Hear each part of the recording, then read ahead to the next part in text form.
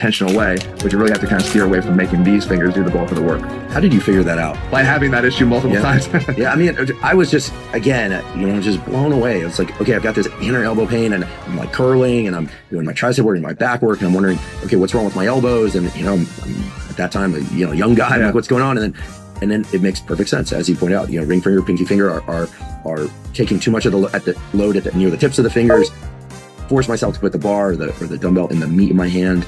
Yeah, now we take a more traditional grip, right? You're not like relying on those distal tendons to have to do all that work and manage that load. Now the hand can hold on to hundreds and hundreds of pounds, right? So if we can just get it into the meat of the hand, now I'm getting all the assistance of the intrinsic hand muscles on top of it. So now it's no longer a strain or stress to those particular tendons. But believe me, two things contribute to me figuring these things out. Number one, being a physical therapist changed everything for me because I had to think of things differently. Number two, when you're treating patients, not everyone presents the same. So you have to come up with alternative ways to get to the same end result. I might be able to tell 9 out of 10 people to do a Bulgarian split squat to alleviate knee pain, but for that 10th person, it just lights them up and they can't do it. You have to be able to figure out how to work around that. And the second thing is that I had the unfortunate but fortunate experience of having to deal with a lot of these things through my life in the early years, and even still now. I still do things that cause inflammation and a need to reassess and look at what I'm doing and maybe why. And like you, I knew when I first started experiencing that pain also in my 20s, like I didn't have an elbow issue. Like there's nothing structurally wrong with my elbow, so I had to look somewhere else. I didn't look then, but I looked when I got older and had way too many of those incidents happen. So it forces you to look, and it forces me to look. I have to look because this is what I do for a living, but it forces me to look and figure out what's causing this, and more importantly, what can you do to stop it? Well, I and many others are eternally grateful because that inner elbow pain, the lower back pain, they're brutal. Like they can really take the pleasure out of a lot of things because it's not just during training. Yeah. The shoulders. I'm going to knock on wood in a second because I've been fortunate that my shoulders haven't given me issues, but that means it's probably just next. But perhaps that's also the consequence of having, again, listened to your content. And whenever possible, I've tried to get into external rotation, which is, if I reference the Fonz, will anyone know what I'm talking about? So thumbs out and, giving the thumbs up, but thumbs rotated away from the belly button, away from the midline. Could you explain where the shoulder tends to be most vulnerable in this business of internal, thumbs pointing toward the belly button, versus external rotation during all sorts of movements and also just daily life? Good point here too is on top of the thumbs is, not just the flipping of the hand itself through supination and pronation of the forearm, but literally letting the elbow kind of travel with that, right? Yeah. So you're letting everything move together because it's the rotation that's happening in this joint, this ball and socket up top. Shoulders got to rotate out with it. Right. So we're not just talking about moving your thumbs away from your belly button. Now, for those just listening, we're talking about getting the elbows in a bit more as those thumbs go out. The shoulders externally rotated as well. Yeah, which is key. And the issue with internal rotation, external rotation is that they're both motions of the shoulder, right? We need both of them. We need to be able to, if you go back to the picture, he needs to be able to externally rotate and then of course internally rotate to throw the ball. I'm not saying that internal rotation is the devil. What we need though is the ability to control internal rotation. We need the ability to have enough external rotation strength to hold that position for longer, or to be able to control, right? The eccentric control from the external rotators is what actually controls internal rotation. Eccentric control from the internal rotators. The external rotators is what controls internal rotation, because as we're lengthening the external rotators, we're controlling, if we have good control, the eccentric control of that, then we're slowing down the internal rotation, or at least controlling it at a certain pace. That's extremely important when it comes to pitching. We have this rapid internal rotation going on. Right. It's that essentially the thumb is moving toward the midline. Right. And so is the elbow, so is the shoulder. So if the external rotators are eccentrically strong, they can control that and control the pace of that and make sure that it's not outpacing what your shoulder self can structurally protect. So it's important to have that too. But internal rotation in the world of the non-athlete is particularly problematic if you're posturally holding that position for way too long throughout the day, which is what we all chronically are suffering from, whether we're texting, typing, not focusing ever on the external rotators of our, in our training. You're just getting chronically tight and internally rotated. And then when you go to do even basic things like lift your arm up over your head, you're creating an internal shoulder environment that's more prone to creating less space and inflaming tissues that wind up getting pinched in that position. That basically, when you're tight internally, you get changes to the shoulder capsule itself, which is all the ligamentous structures that surround it, that make you more internally rotated and tight. You can't get out of that position. So now when I go to raise my arm up, there's just less room in here. For instance, I think we might have done this before, you and I, but if I were to have you just lean forward like this or just lump your shoulder and then raise your arm as high as you could in front of you, that's as far as you get, right? And you're limited not because of anything that's necessarily tight right there, but structurally, there's a little bony bump on the top of your humerus that's actually getting stuck on the upper portion of your shoulder joint there. So now, bring your arm down, open up your chest as much as you can, turn your arm out a little bit, now raise it up overhead, and it goes higher. Why? Because you just create external rotation inside the joint that allows it now to go up in a higher position. Well, what happens if you're chronically in this position of internal rotation and you go to raise your arm, you go to wash your hair, you go to get stuff out of the cabinet, you go to do all the things you do every day? Every time with there being less space in there, there's more likelihood to pinch on our supraspinatus tendon. There's more likelihood to be pinched on a bursa. And every time we pinch, we potentially inflame and cause more swelling inside that joint, which causes less joint space, right? So you're inflaming those tissues, more compression in that joint, and then more pain ultimately, and then that winds up causing down the road things like partial thickness tears and tears of the rotator cuff that we don't want. So internal rotation in this elevated position is not good. Having external rotation abilities or strength that can help to centralize what it really does when people talk about rotator cuff training is, yes, you're working the external rotators, but really what its main job is to actually keep that ball centered in the middle of the socket. I see. So as you go and you raise your arm up in an internally rotated dominant shoulder, it will migrate up. Why? Because the deltoid pulls up. So as you're raising your shoulder up, the deltoid is pulling that humerus up, and the internal rotation of the other muscles are already too tight, chronically tight, or just keeping it in the front side anyway. So you're lifting your arm up and you're getting very little space. What the external rotators will do is they'll keep it centered so that as you raise, instead of it migrating up, it's countering the force of the deltoid. So it's staying in the middle, and it basically can rotate and stay right in the middle where it has to be. You're not getting this migration or pinching going on.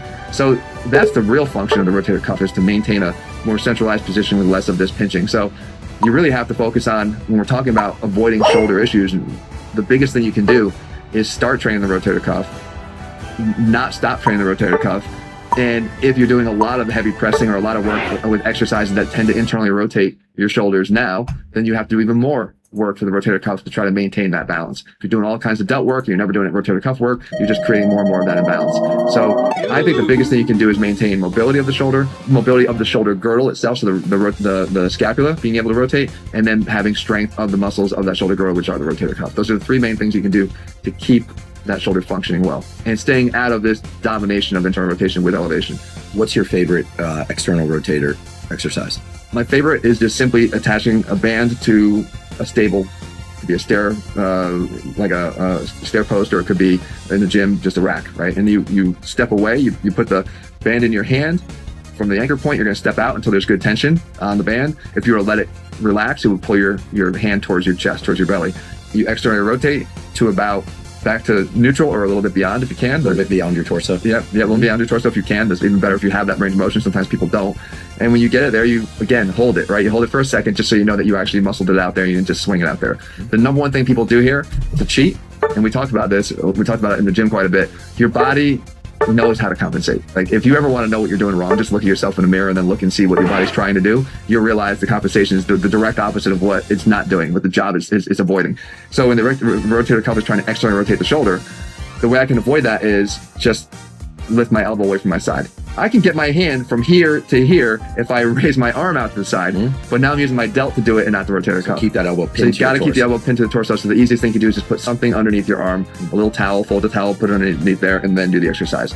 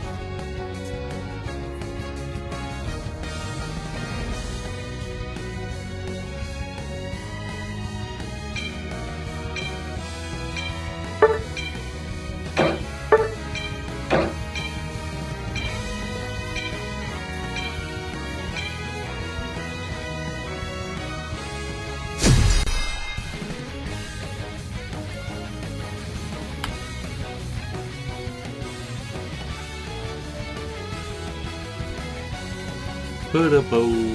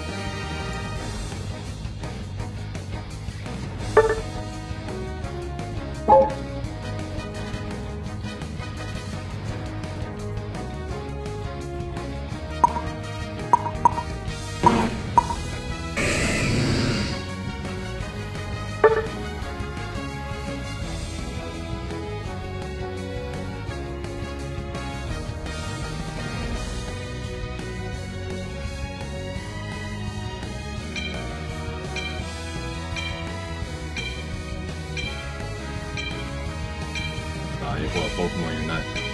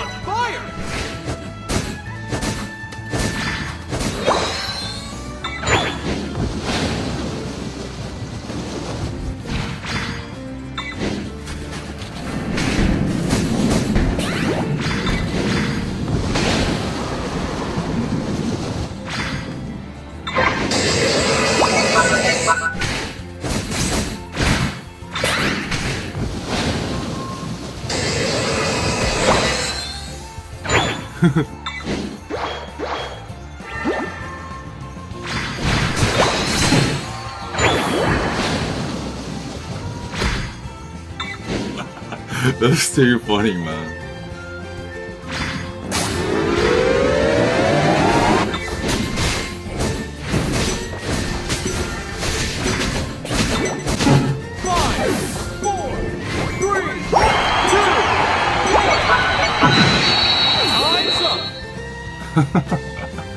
That's too funny, man.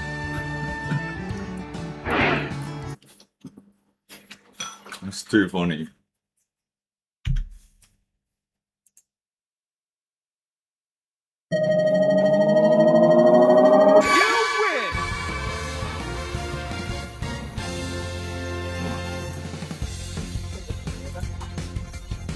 那吵了，嗯，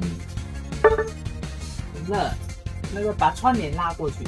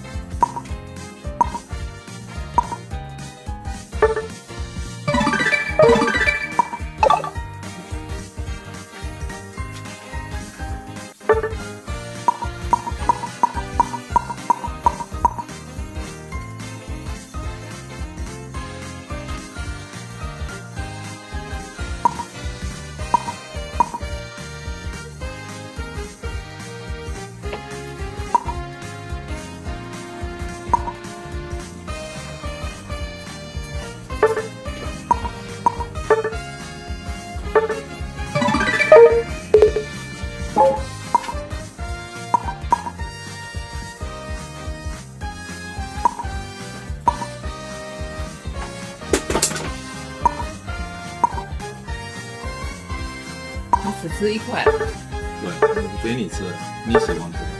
不是这个。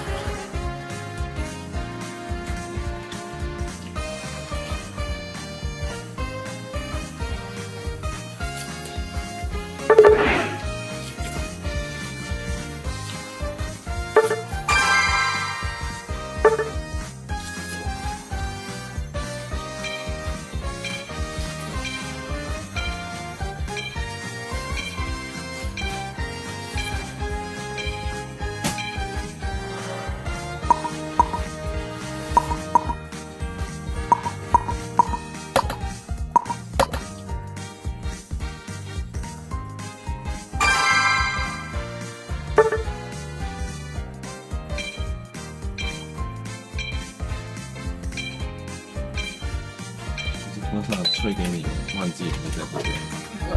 我不追，我在后面刚追的，不冷不冷不冷。要不我也在吹，你换那边，因为你很热那边。我不吹，你不吹？我是等你的被子，然后我也洗。谢谢。你不要一直打这个，眼睛会坏。眼睛已经坏掉了，然后弯压它不是因为看东西。把这个吃掉，等下就坏掉。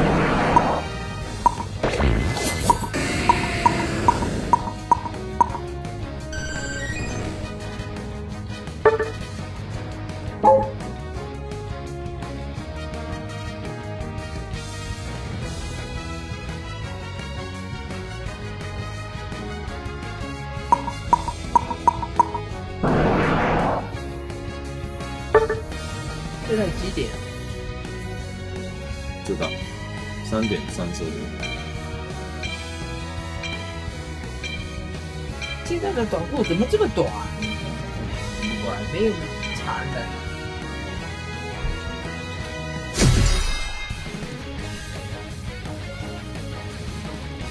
我也有进吗，局长？那你看吧。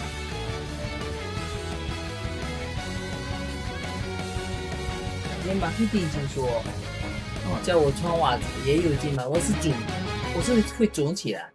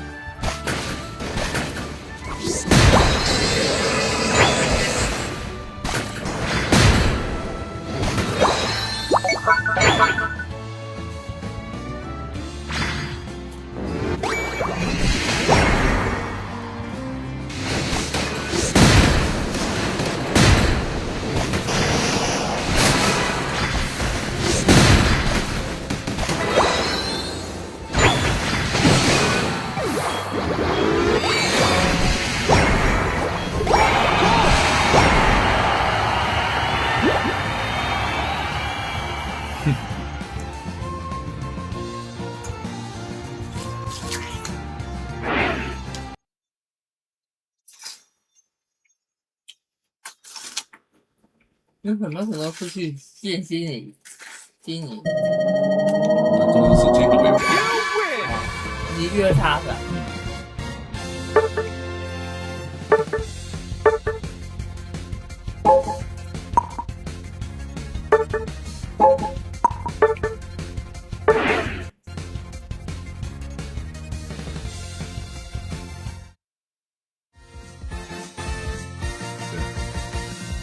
好像 Pokemon 用哪一挂？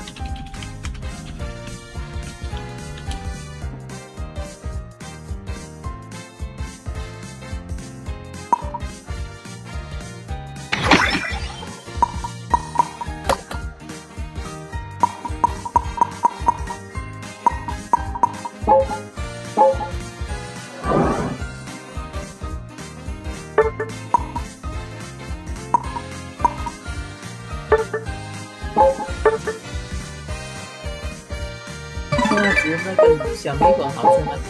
还可以我有换出面包那个，味道挺好吃的。啊。你好像有 OK sauce 在里面，有一种酸味，不是像坏掉的酸味，没有，是那个怎么讲快速面那个。不是 OK sauce，真的味道有用那个金针菇啊。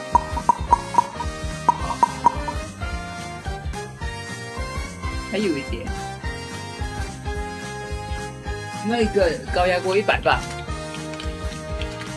那个老头买了100磅，哎，啊，那个100磅，好干嘛？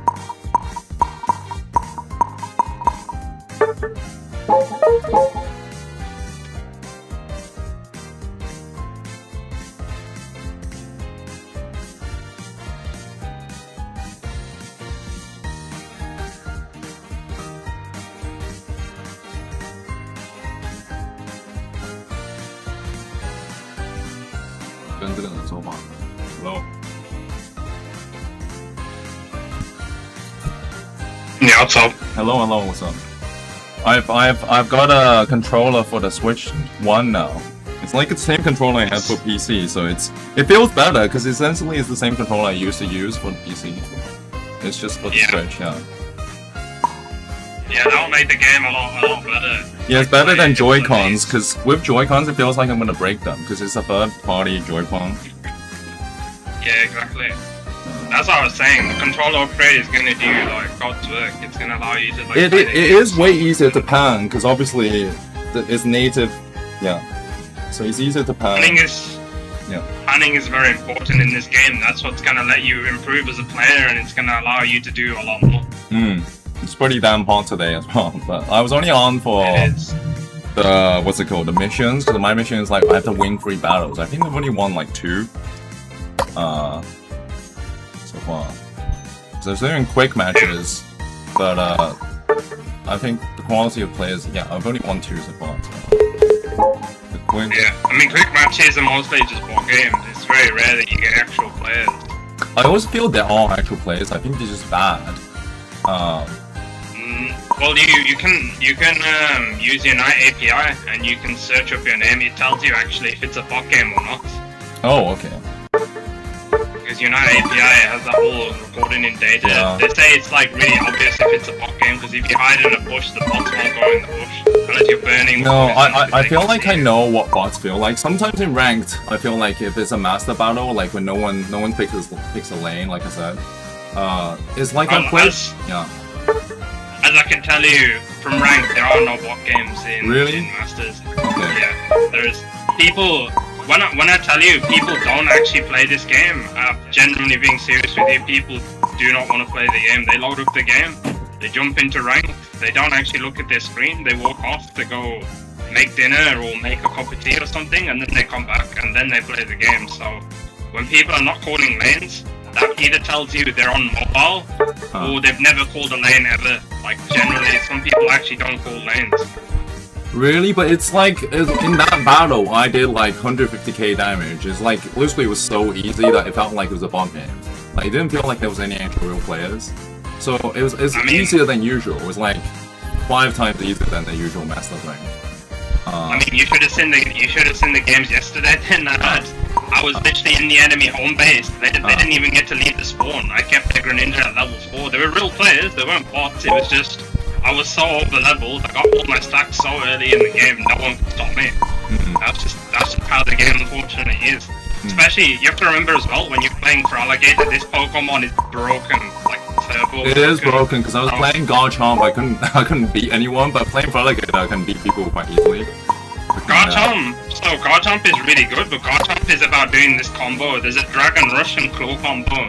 I have Dragon Rush and Claw, but I don't know how to. I used to go. Is that like a way to do it? But I didn't know how to. So if you press Rush and Claw at the same time, you start with the Rush and quickly click Claw at the same time. He does a special animation that grabs them and it builds up your stacks. And stacks on Garchomp are like the boosted attack ones. They pop up. So when those are maxed out, you attack ridiculously fast and you heal like a crazy amount. That's basically why you're not feeling like you're able to kill people with Garchomp. Yeah, I think I was doing Dragon Claw and Dragon Rush. I didn't know how to play it properly. Yeah, no, that's fair. They don't really tell you this anyway. Like in the game, they don't tell you. You have to go on API or Unite DB to read up on this. Otherwise, you wouldn't know. Yeah, I tried Machamp as well in ranked. Basically all the Pokemon I usually play, I'm quite bad at. Machamp's also quite broken as well. Well, to be fair though, like obviously, like you said, right, you're mostly doing this game to try and make money. But obviously, if you want to improve, enjoy the game, you definitely want to look into some things. Just small things. You don't need to be like a pro player or anything. Just very basic things. Yeah, I'm mostly doing it for fun. Yeah, for sure. Rather than like compete in the world's best play. I mean, like, I don't know. I feel like you could do that, but it's just I don't know. Unless there's monetary rewards in it, it doesn't really make sense for me. Well, like, yeah. Think back to kind of what you were saying though. Like you play this game and you invest time into it. Do you want to invest time into the game and improve, enjoy the game, or do you? I'm mostly somewhat addicted to the game because I like Pokemon and it's fun. But for the amount of time I'm putting into it, obviously I'm like close to like 0. So because it's not like obviously you're one of those people that love the game to play 20k ranked games and then not read up on anything, right? No, I do read up like random stuff. I might watch a couple videos on how to play it and then learn to play it better, or I might watch someone else play it and see what they do. Because realistically, pro play in this game, if you did compete, that would only happen if you have 5 people that are willing to constantly practice. It would never be realistic where one person play solo. Yeah. So, and the chances of this happening in Europe, by the way, are very low because in Europe we don't have many people playing the game. It would more likely be I think in China and Japan. China, it'll take a bit longer because obviously they're just getting into the game, right? They're like building up the community up there, and obviously trying to get all this stuff sorted. Japan, easy. But Japan is very strict. They will tell you straight up if you're not willing to learn or play it properly, they'll just kick you off the team straight up. Yeah, let me get more water. Okay.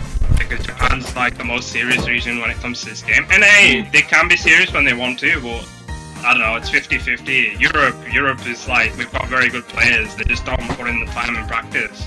That's why they're not winning these like championships and things. But yeah, that's any of the lobby code, by the way. Yeah, I don't mind analyzing other stuff. To be honest, I think what you do with this game is like what people do with content. It's like analyzing, you know, how to make the best content. I feel like your brain could probably work for that, but you need like a passion to make content to do that, though. Like, yeah, I don't see. I'm not someone who's gonna invest time into making content on this game anymore because it's not worth it. Like, it's better. No, I mean in general, not in this game. I mean in general.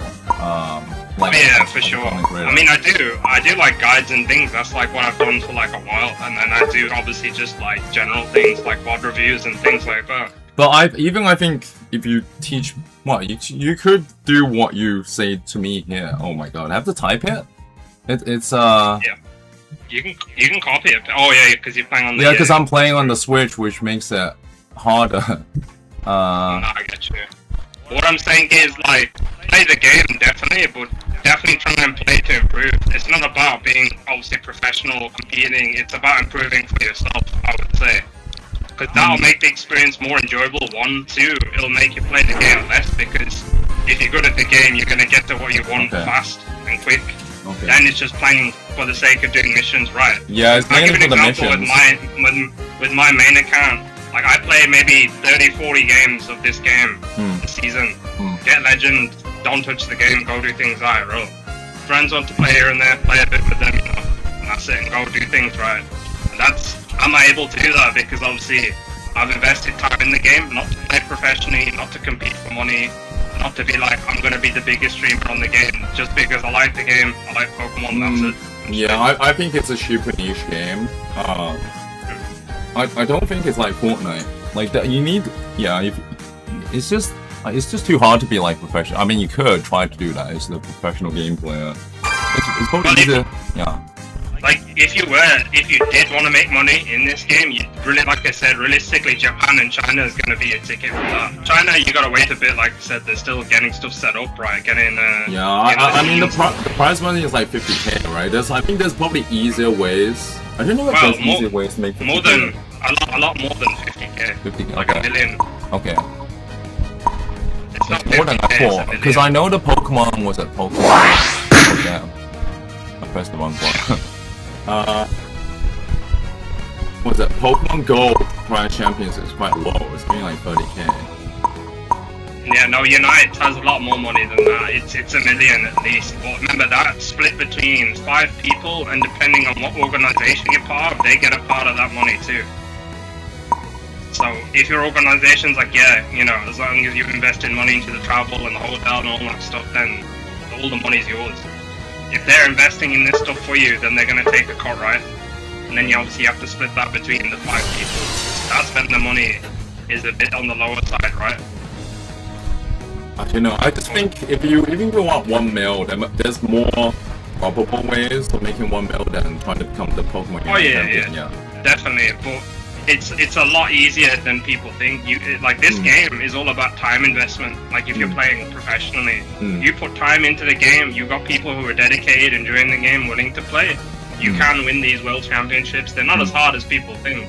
The only teams you need to watch out for are the Japanese teams and obviously the upcoming Chinese teams. The NA teams are good as well, but NA, like I said, it's 50-50. They have a lot of internal arguments with the teams, and that's what ends up losing them these tournaments. That's why Japan and China are really killing it. Japan, China, Korea, these are the 3 places that are really going to do well in the Unite tournaments. Europe has potential. We have some really good players, but the same thing again, it's ego, mentality, and not having enough people. People don't have the drive to want to improve. I feel like you should take this I mean, you have this mentality to be good at this game, but like you could take it in some other field to probably make more money. Like, yeah, I mean, like for me, I've obviously I play the game. Would I want to play this professionally? No. If they improve on the game and they make it more competitive, then sure. That's something I would. I feel like do. Pokemon Right Champions, getting good at Pokemon Champions, is probably more profitable right now than this game. Because it's just more the viewer base. There's more people that understand the game of Champions than this. Well, I'd like to probably go, if I did want to go competitive in the game, it'd definitely be in Marvel Rivals. The prize pools there are mental. The level of money and the viewership and the sponsorships are crazy over there. I mean, when do you get to say, right, that you got flown to Japan like 5 times in a month, right? That's the level of investment the company is willing to invest into you for making content for the game or, you know, for doing well. Even like the showing Pokemon Unite Championship, this is alright. I've seen it. It's alright to watch. I think it's probably based on entertainment too. Like I think maybe like pro players is different, but like if you're like a streamer, it's probably partially entertainment as well. Like like Rivals is a game anyone can get into as well. Even if you've never played an FPS game, you can get into Rivals and enjoy the game. The game isn't a game that requires you to be some FPS mod or played all the FPS games. Anyone can get into this game. My friend that's never played the FPS game, never even owned a PC, played like recently and they've been enjoying the game a lot. This game's fun. Like, okay, it's too many damn gun. Say again, sorry? There's too many gun games. I wouldn't honestly, I wouldn't call Marvel Rivals a gun game. Really? It's more of an ability game, yeah. It's far from a gun game, honestly. Because for a game to be called a gun game, it means that all the characters have to have a gun and have that kind of formatting, which Rivals doesn't. It's more abilities than guns. There are gun characters, definitely, but definitely not gun-based. A game like Deadlock, that would be a gun game because it's a mixture of guns and abilities. Well, mostly guns.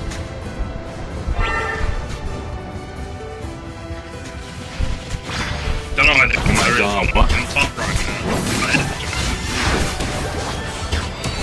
now. Aren't you the jungler or no? You're not. I am. The enemy jungler went top, so I gained Oh top. damn.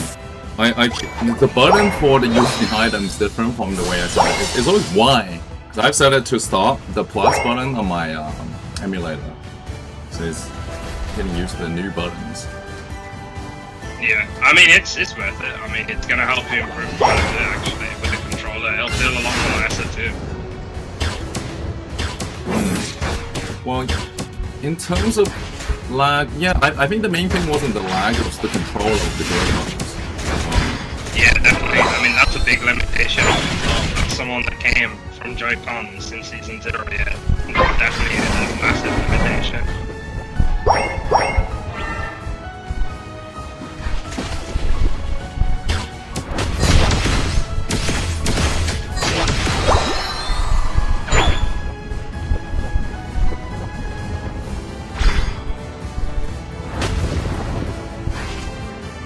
Yeah, the jungler's finally getting kicked off, so I'm making sure he doesn't snowball the whole thing. Who even needs to go? Oh, this is a random.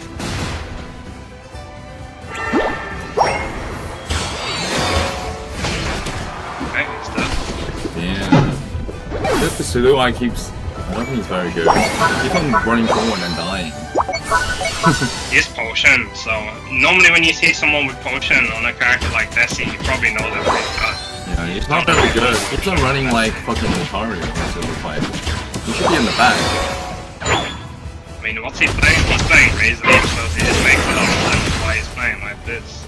Razor Leaf? He's not even playing Spirit Shackle? Damn.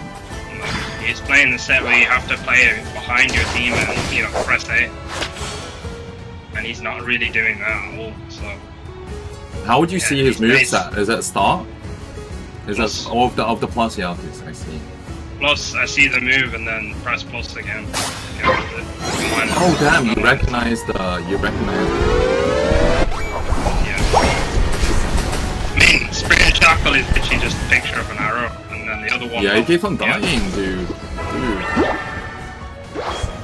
Go I just because those two keep trying to chase me.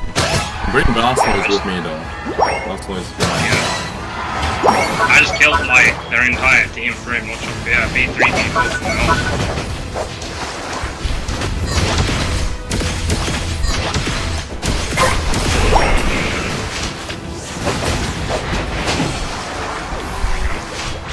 This Pokemon's pretty good. I mean, What, very Quantum? underrated for Yeah. for being one of the worst mons in the game. I think he's just really mechanical. He's actually really good. I saw a YouTube video of like Chris do saying this is, or Tom now saying it's really bad. So I've tried it a couple of times. But There's aspects of it I see that's bad, but bear in mind, this is my first time playing this character by the way. I've never played this character before. Yeah. And it's not that hard to play. It feels a lot like some of the other characters that I play.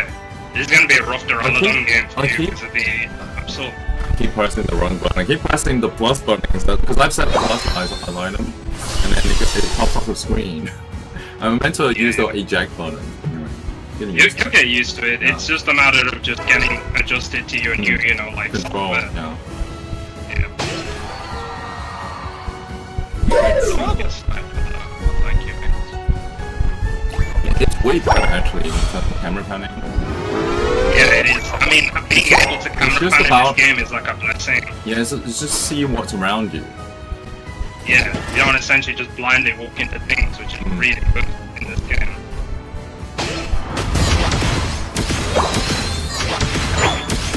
Just bear in mind, I'm almost level 13 by the way. Level only level 10. Even I've had 0. Most of these Wow. team is level 10 actually on the first team. Me and Absol are the only level 12, and the Absol level 11. This Pokemon kind of goes hard, you know what? I actually like this Pokemon. I don't know, play this like more before, man. Holy shit, this Pokemon actually fucking good. Level 13 already. Holy shit, this Pokemon actually goes hard. Yeah, I don't know what Desi's doing here. Yeah, it's actually playing like a crackhead. He needs help. They're gonna turbo defend these goals. Realistically, you're never really getting a score on these goals unless you know where they are. You basically here now just have to just farm, like turbo farm these side pieces and things, and Yeah. to third parties in team fight. I always find it Hello. harder to score as an attacker. It's not a very good Desi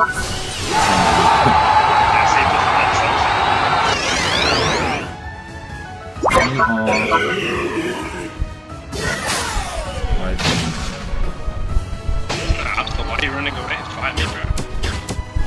Yeah? Yeah, okay.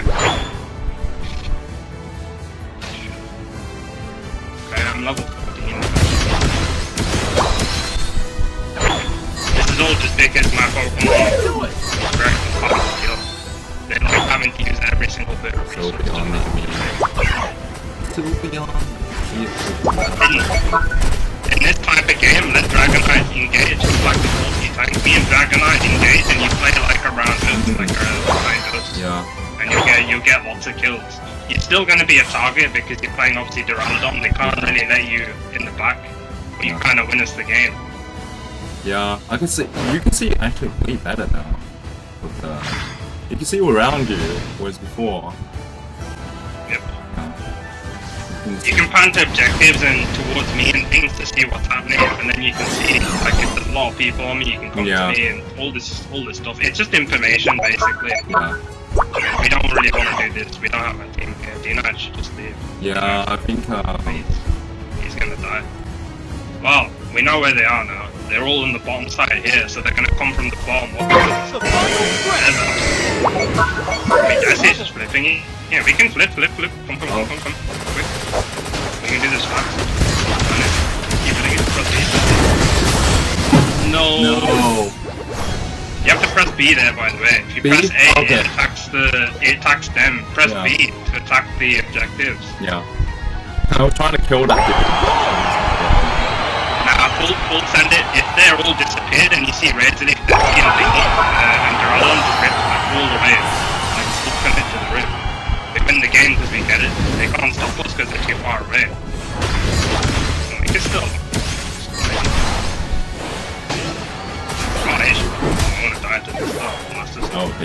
I didn't get the shield. Latios took it.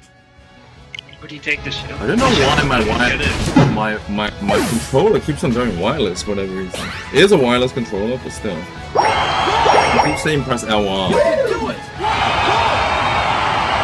Might be I mean, is it controller going? No, it's a Bluetooth. It is plugged in though, so it keeps. Well, not only every maybe 5 minutes or so is I press L1 to. Is that a thing where I think it's because it's plugged in. It's using it as wireless. Yeah, it's plugged in as well. If it's plugged in, it's gonna be using it as a wireless. Sorry, wired. It's not using it as a wireless. So every time that cable gets loose after like clicking or moving it around, it's gonna DC. Hold plus to vote. Okay. Damn, so hard to vote on this one. Hold plus. No, it's hard to vote on the Switch where it says to surrender. Hold plus to vote and you have to press it. Yeah. I just don't surrender straight. Oh, okay. For me, if people want to waste my time and they want to throw games, they're staying in here with me. I think you said that. We don't surrender in tournaments anyways. We're not allowed to. It's actually disqualifiable if you surrender in a tournament. You'd be banned. Because That's it ruins funny. it. I just surrender because a lot of the time the players might just suck, so it's just wasting my time to be on there for one time. I mean, I just grab my water, drink some water, talk to the chat, chill a bit. It's not going to affect me. Like I said, if they want to be idiots, they can stay in the game with me. They're going to go offline after this game anyways because I kept them in the game and didn't surrender, so I'll take it. They gotta learn some way, right? I'm not rewarding them for throwing a game and then wanting to surrender. They can stay in the game with me and play the game. Yeah, I mean, I always surrender because I don't want to waste like 2 minutes of my time when I can do something else. It's like 2 minutes. It's still gonna take you 2 minutes anyways to get through all the screens. So it doesn't really make a difference. You're probably, at most, you're saving yourself maybe 10 seconds. It's gonna take you that long to get through every single screen.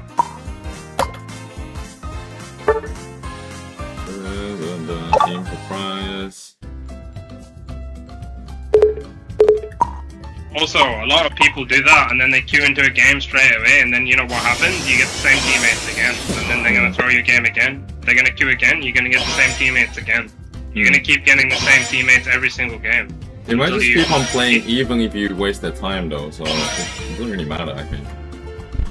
Well, it's a matchmaking filter system. The system assumes that you like playing with these players and that you want them on your team, so it's going to keep putting them on your team until you basically keep them in the game, make them wait. And I think when I asked ChatGPT how many people play Pokemon Unite, it says it's like 1 or 2 million a month. It might be wrong. 1 or 2 million. More than that. Yeah. A lot more than that. Remember, they don't. Because the problem is we don't have the statistics from obviously like Japan and China, so it's a lot more than that. Because we had, when the Japanese region obviously came together and started streaming on Twitch, we actually had more viewers than League of Legends, and this was only like maybe 7 or 8 seasons ago, so not that long ago. You know what's the in-game tournament thing? Do you have to like? I tried to participate. In-game tournament thing, people don't actually play it for the tournament. I think it's all just people, scripted games that people just like go AFK. It's all, I think it's bot games actually. So there was prizes, but like yeah, it's like bot games. I think all 5 people get together and they just farm the rewards. I don't think anyone actually plays it. Play it. I'm getting called for food. I won't be long. I'm just having some kebabs and things, so go for a game without me and I'll go for the game.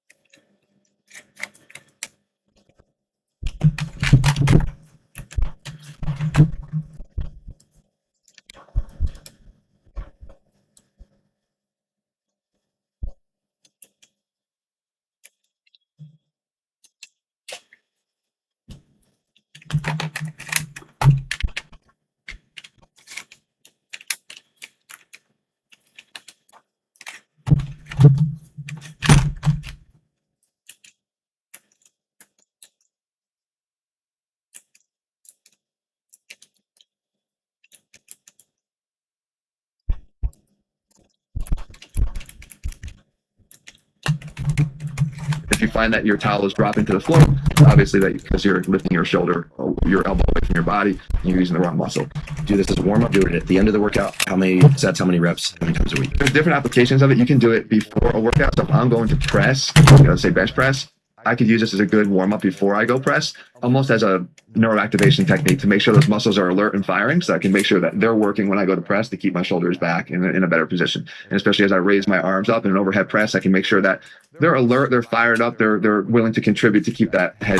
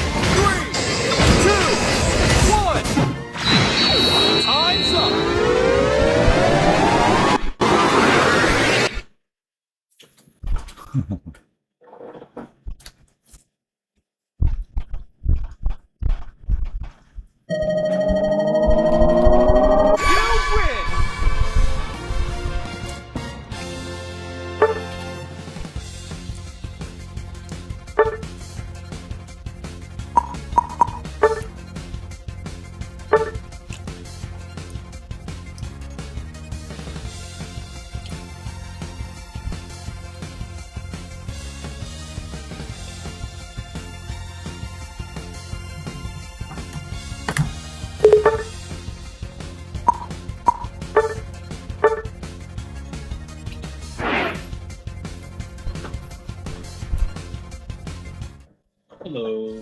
Oh.